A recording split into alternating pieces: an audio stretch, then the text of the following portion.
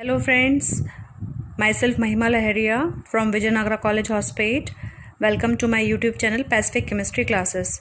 Today we will discuss about the modern concept of the structure of benzene with the help of the molecular orbital theory. Last video we studied about the benzene in detail. Now let me just give you some basic concept for the structure of benzene. First we will see that the analytical data and the molecular determination gives the molecular formula of benzene to be C6H6. It is suggested first the open chain structure, so it proposed that it can have the structure like alkene or alkyne.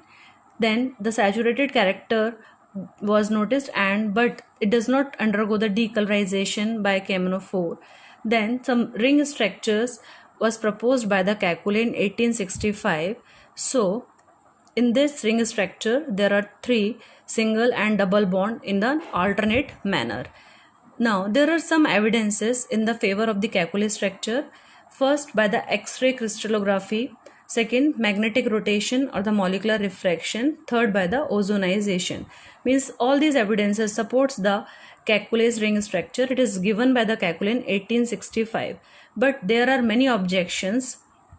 So the first objection against the Kekule structure was from the Leidenbergs on the position of the ortho-disubstituted benzene derivative.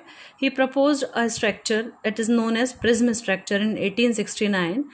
Then Claus gave the diagonal formula in 1867. They were presented the parallel formula in 1867. Thiels presented the partial valency formula in 1809, and Armstrong and the Wears presented the centric formula in 1887. But all these structures failed to explain the properties of the benzene.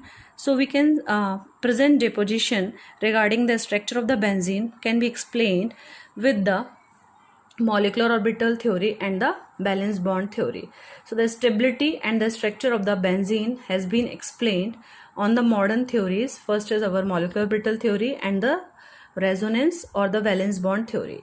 We can say that molecular orbital theory provides a rational and an acceptable explanation of the benzene structure. We will study in the detail that the benzene is a cyclic planar molecule and the electron clouds is present below and above the ring skeleton. Now let us see the molecular orbital theory in detail. Molecular orbital theory provides a rational and an acceptable explanation of the benzene structure. The X-ray and the spectral studies shows that carbon and all the 6 carbon atoms of the benzene molecules are arranged in a one plane forming a regular hexagon. In the structure, each carbon and carbon hydrogen angle is 120. So we will see this point.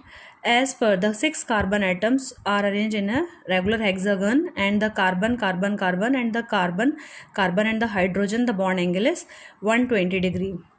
All the 6 carbon atoms in the benzene are in sp2 hybridized state. So if the bond angle is 120 degree, it's understood that the carbon is in the sp2 hybridized state. We will study the sp2 hybridization in detail. The two of the sp2 orbitals of each carbon atoms overlap with those of the adjacent carbon atom to form the sigma bond. Now let us see the sp2 hybridization in the details. As we know that in the sp2 hybridization of carbon, the atomic number of carbon is 6. The configuration will be 1s2, 2s2, 2px2, or we can write it 2px1, 2py1 and 2pz is 0. This is the ground state electronic configuration of the carbon. So as we are talking about sp2 hybridization, one of the s electron will be promoted to the pz. One of the s electron is promoted to the pz. So we will have 2s1, 2px1, 2py1 and 2pz1. As we are talking about sp2 hybridization, so 1s and the 2p orbitals will participate in the hybridization, and after intermixing, there will be the formation of the 3 orbitals. Means when 1s, 1p, x, py, and we can just make the shape of the pz also. So it's sp2. So these 3 orbital 1s and 2p orbitals will overlap, and when the 3 orbitals are undergoing the hybridization, we will have the formation of new 3 orbitals. This is our sp2 hybridized orbital. Now these 3 orbitals will arrange themselves in a shape that is known as our trigonal planar.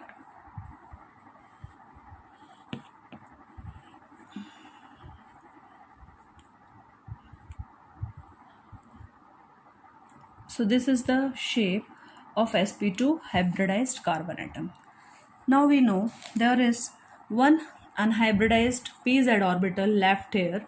So this pz orbital will also be arranged on our sp2 hybridized carbon atom. So the condition for the sp2 hybridized carbon atom is that now this is the sp2 hybrid carbon atom. The shape is trigonal planar, and now this is our unhybridized pz orbital. Now if we see how the pi bond formation takes place here, so it is we can explain it with the example of our CH2 double bond CH2. So there are 2 carbon atom, so we can make the shapes of the 2 carbon atom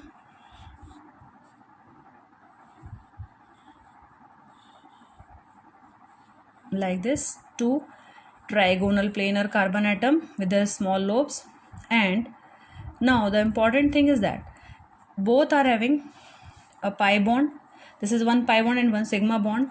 So just we can make 2 unhybridized orbital, that is pz, and now these pz orbital will undergo the sidewise overlapping to form a pi bond. Now see, hydrogens are attached to 2 hydrogens, and the atomic number of hydrogen is 1, and the one hydrogen is having 1 atomic number, it's 1s1 orbital. S orbital will overlap with these orbitals to form the sigma bond. So this is the molecule of C2H4 ethene. Similarly, we will explain the structure of our benzene, as all the carbons are in the sp2 hybridized state.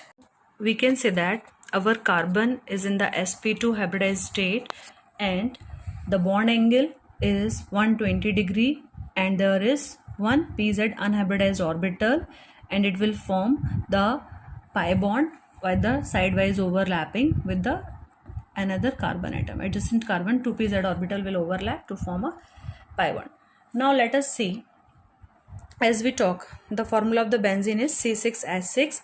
So there are 6 carbon atom, 1, 2, 3, 4 and 5, 6 carbon atom, and we know that it is in the sp2 hybridized state. So this is the trigonal planar shape, and this is the unhybridized pz orbital.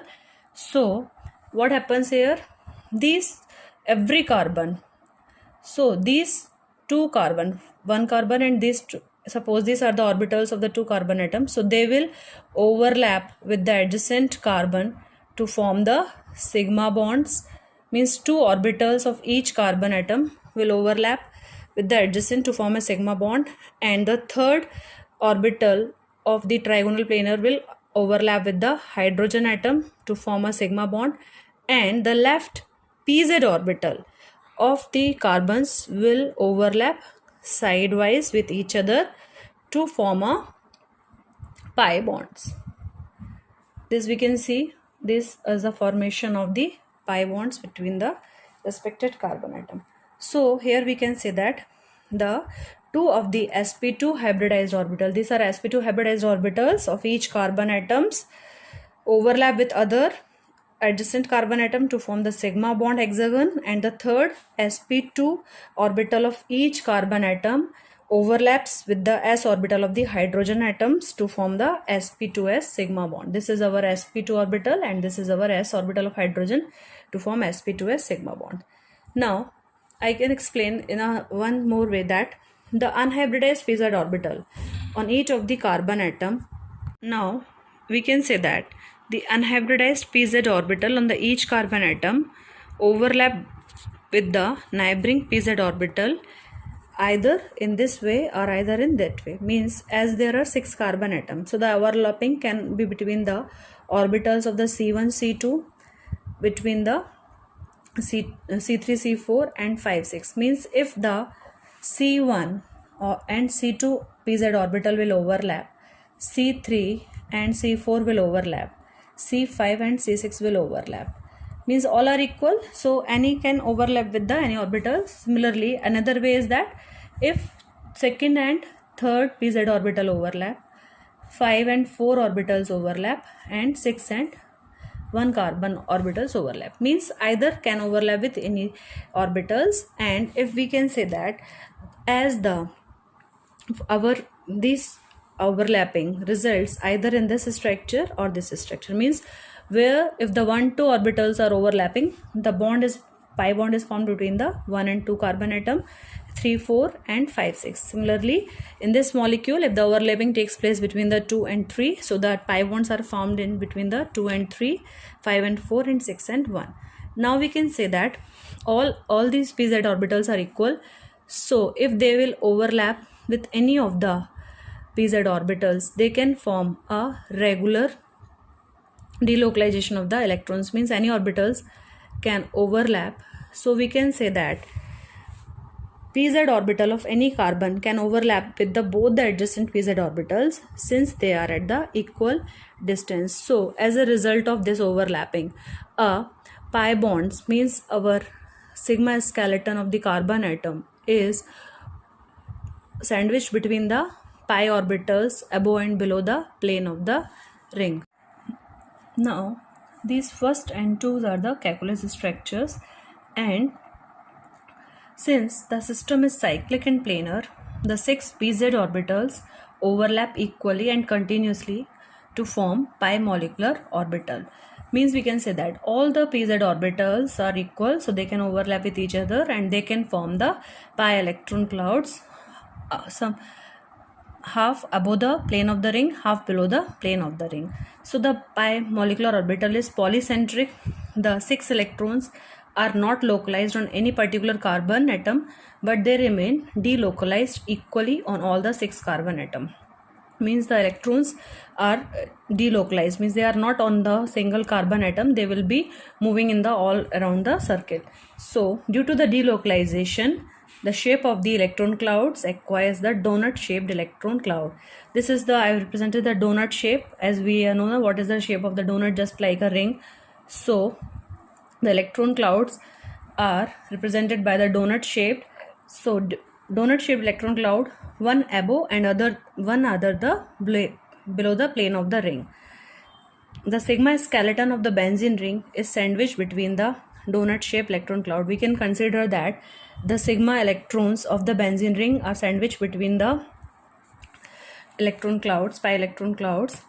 We can see that the 6 electrons of the p orbitals cover all the 6 carbon atom, and this is called to be delocalized. This delocalization of pi electrons results in the stronger bond and more stable molecule. Because of the delocalization of the electrons only, the benzene ring is more stable and the bonds are more stronger.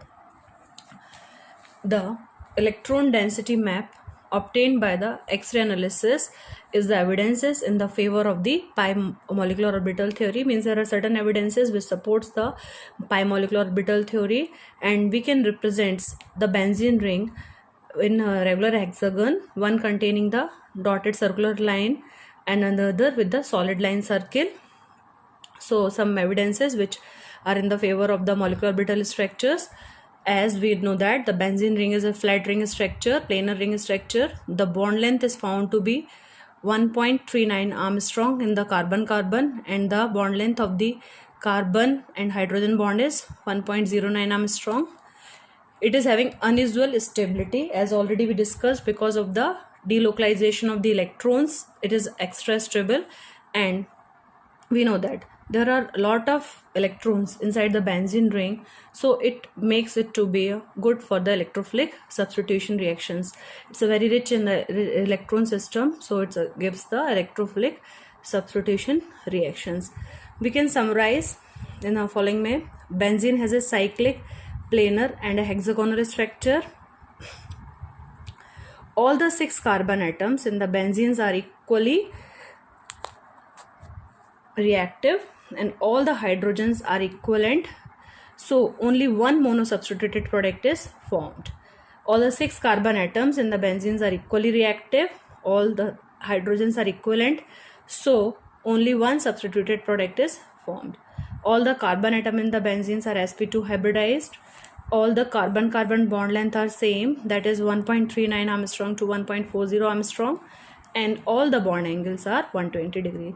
Once again we can see the carbon is sp2 hybridized, the shape is trigonal planar, and there is one unhybridized pz orbital which will go for the pi bond formation. So this is over for the molecular orbital theory. Thank you. If you like my video, please share and comment.